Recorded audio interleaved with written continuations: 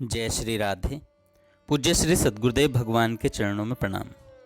पूज्य श्री सेठ जी कहते हैं, भगवान नाम जप का प्रभाव। इस मनुष्य जन्म की सार्थकता भगवान की प्राप्ति में ही है। भगवान में प्रेम होने से भगवान की प्राप्ति होती है। यह बात गीता, रामायण, भागवत आदि ग्रंथों में जगह जगह बतलाई गई है। गीता में भगवान श्री कृष्ण कहते हैं, हे अर्जुन, अनन्य भक्ति के द्वारा इस प्रकार रूप वाला मैं प्रत्यक्ष देखा जा सकता हूँ, तत्व से जाना जा सकता हूँ। भगवान शंकर श्री रामचरितमानस में कहते हैं, हरि व्यापक सर्वत्र समाना, प्रेम ते प्रकट हुई ही मैं जाना। श्रीमद् भागवत में श्री कपिल देव जी कहते हैं, भगवान वासुदेव के प्रति किया हुआ भक्ति योग तुरंत ही संसार से वैराग्य और ब्रह्म साक्षात्कार रूप यथार्थ ज्ञान की प्राप्ति करा देता है। यही नहीं, स्वयं भगवान ने भी भक्त उद्धव से कहा है, उद्धव, योग साधन, ज्ञान विज्ञान, धर्म अनुष्ठान, जप पाठ और तप त्याग मुझे प्राप्त करने में उतने समर्थ नहीं हैं जितनी दिनों दिन बढ़ने वाली अनन्य प्रेममयी मेरी भक्ति। मैं सत्पुरुषों का प्रियतम आत्मा हूँ। मैं एकमात्र अनन्य श्रद्धा भक्ति से ही प्राप्त होता हूँ। मेरी अनन्य भक्ति उन लोगों को भी पवित्र कर देती है जो जन्म से ही चांडाल हैं। इस प्रकार प्रेम से ही भगवान की प्राप्ति बतलाई गई है। वह प्रेम प्राप्त होता है सत्संग से। बिन सत्संग न हरि कथा, तेहि बिन मोह न भाग। मोह गए बिन राम पद, हो ही न दृढ़ अनुराग। तथा जैसे विषयों का चिंतन करने से विषयों में प्रेम हो जाता है, वैसे ही भगवान का चिंतन करने से भगवान में प्रेम हो जाता है।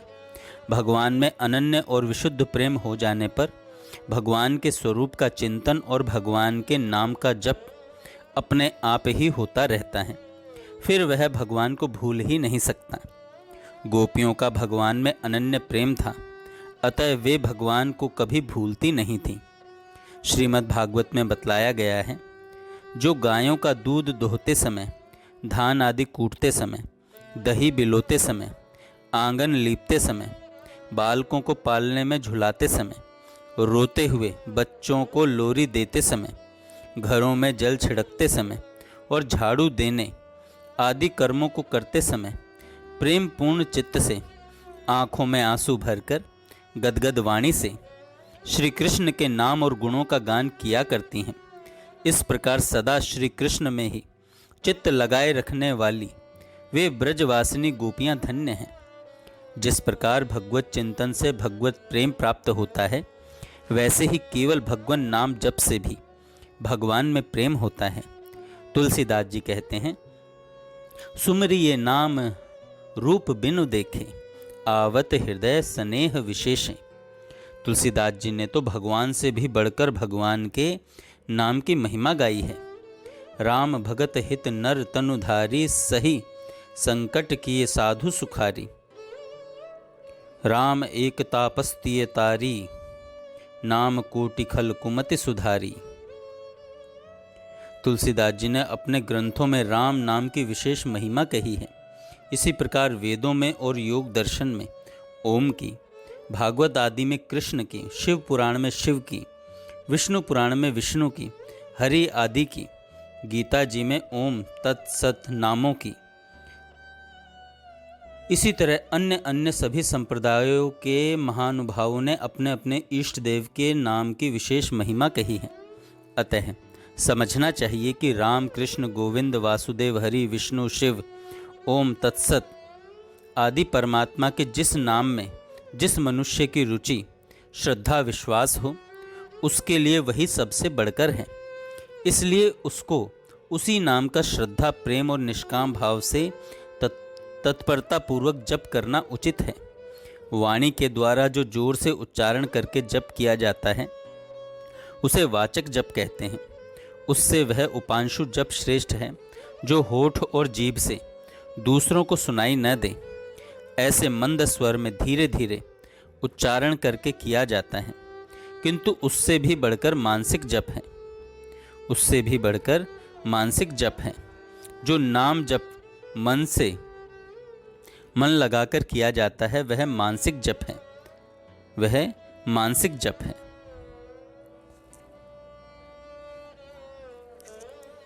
किंतु नाम जप यदि परम श्रद्धा प्रेम पूर्वक किया जाए तो उसकी महिमा तो कोई गा ही नहीं सकता, क्योंकि श्रद्धा प्रेम होने से जप निरंतर तो अपने आप ही होने लगता है। फिर यदि किसी भी प्रकार की कामना न रखकर निस्वार्थ भाव से केवल कर्तव्य समझकर नाम जप किया जाए तो उसके तुल्य तो कोई भी साधन नहीं है। इस प्रकार नाम जप करने वाले साधक को तो तुरंत भगवान की प्राप्ति हो जाती है। उच्च कोटि का विशुद्ध प्रेम निष्काम भाव होने पर ही होता है। उसी को अनन्य विशुद्ध परम प्रेम कहते हैं, जिसके प्राप्त होने पर भगवत साक्षात्कार होने में क्षण भर का भी विलंब नहीं हो सकता, क्षण भर का भी विलंब नहीं हो सकता। श्रीमद् भागवत में आया है, जिस प्रकार अग्नि ईंधन को जला देता है, उसी प्रकार पवित्र कीर्ति श्री हरि के नाम का संकीर्तन जानकर किया जाए अथवा बिना जाने पुरुषों के संपूर्ण पापों को भस्म कर डालता है। यही नहीं, भगवान नाम जप का बड़ा भारी प्रभाव है।